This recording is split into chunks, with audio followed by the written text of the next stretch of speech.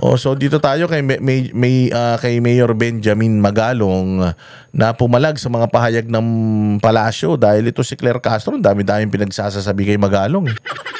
Oo, kasi ito daw si Magalong, ayaw daw siyang pag-imbestigahin ng Malacanang. Bakit? Akala ko ba yung ICI, yung Independent Commission na yan for investigation ng corruption, akala ko ba may gusto kayong marisolba? Bakit kinuha niyo si Magalong tapos ayaw niyo siya mag-imbestiga? Siya ang nakakaalam, siya ang merong expose ng lahat ng mga pagnanakaw na sa Pilipinas. Bakit ayaw niyo siyang mag-imbestiga? Ay nako. Ito nga si Lacson siya yung nag-privilege speech tungkol doon sa mga maanumalyang proyekto raw, pero hanggang ngayon wala pa naman siyang pinapangalanan ng mga congressman.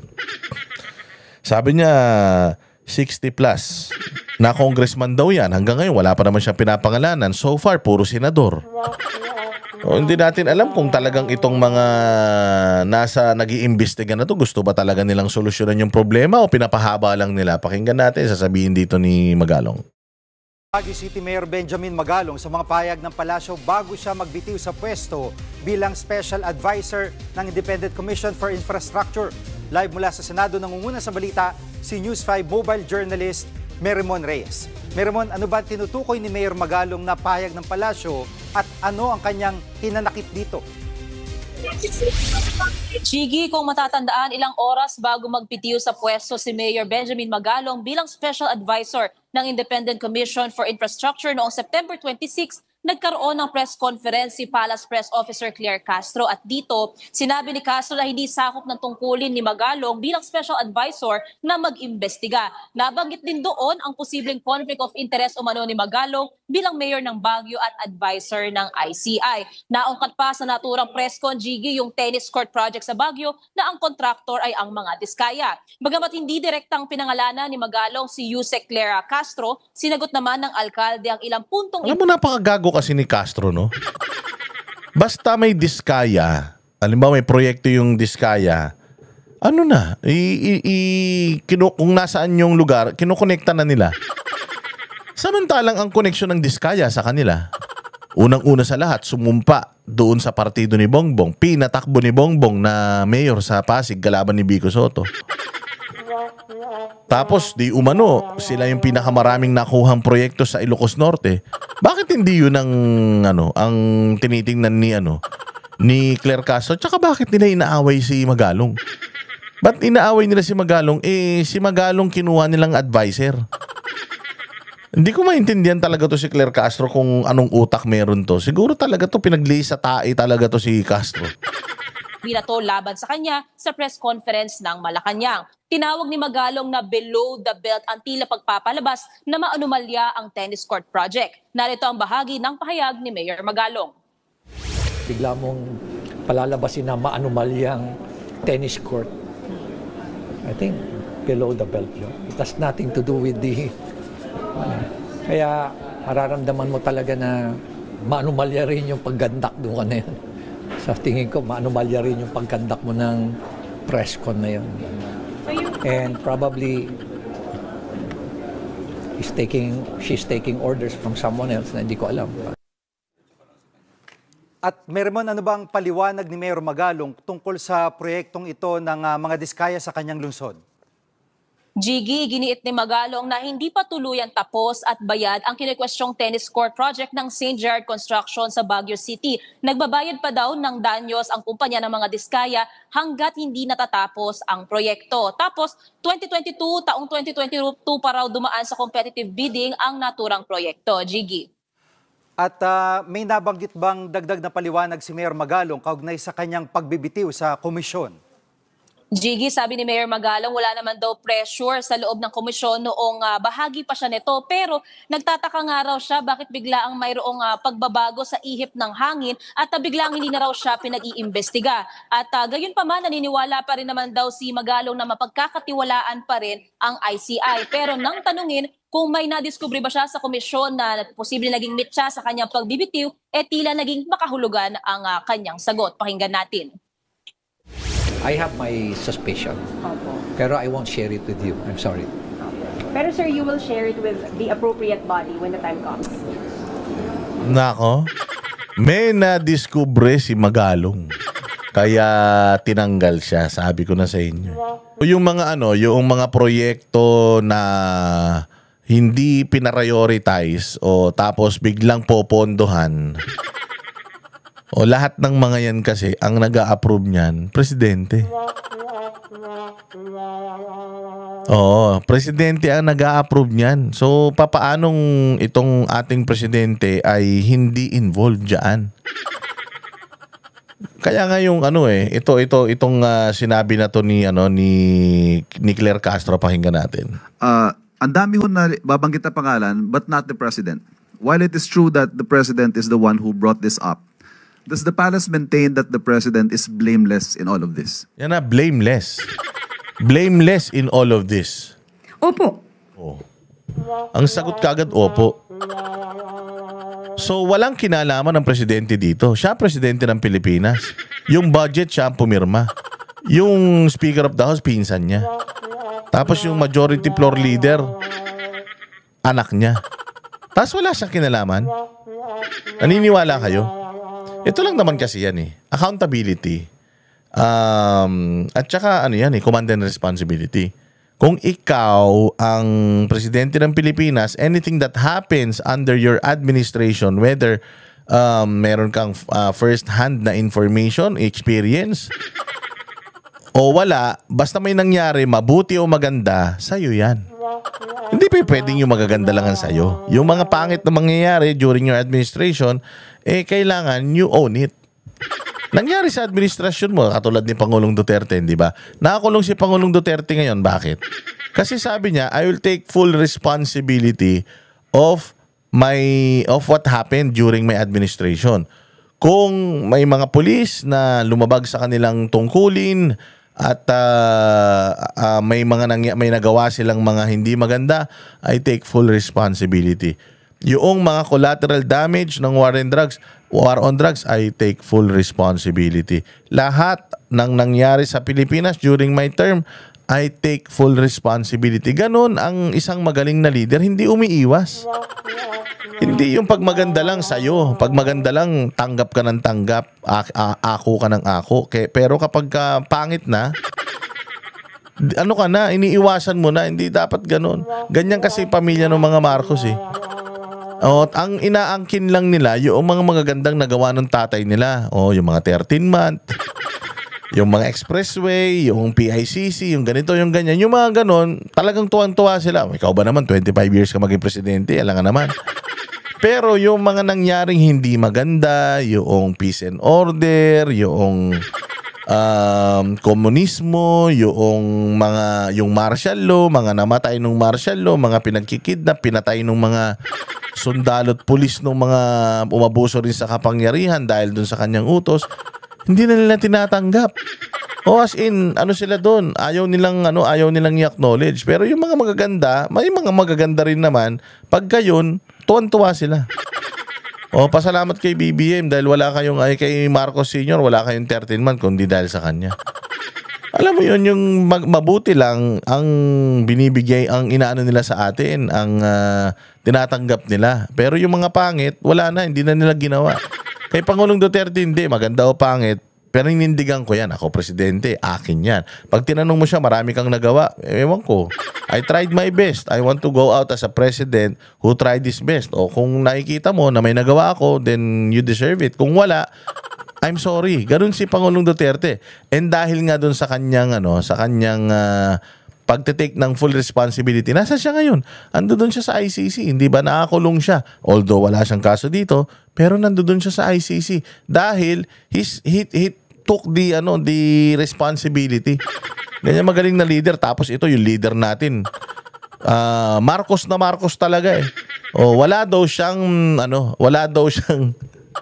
pananagutan. Dahil hindi po maglalakas ang loob ang Pangulo na siya pa mismo ang magpapaimbestiga kung alam niya sa sarili niya na meron siyang maling ginawa. Ayun na nga. Kaya nga siya nagpaimbestiga kasi nga alam niya na may mali siyang ginawa.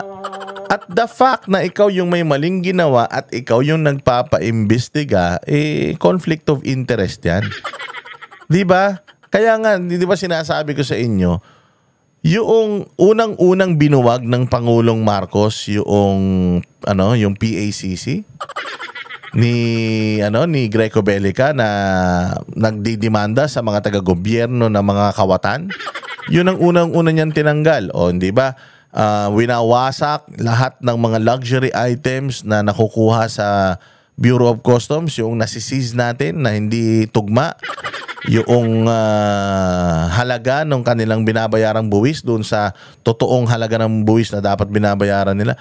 Ginagawa ni Pangulong Duterte noon, winawarak yun. Meron pang picture si Greco Bellica na minamaso niya yung isang sports car.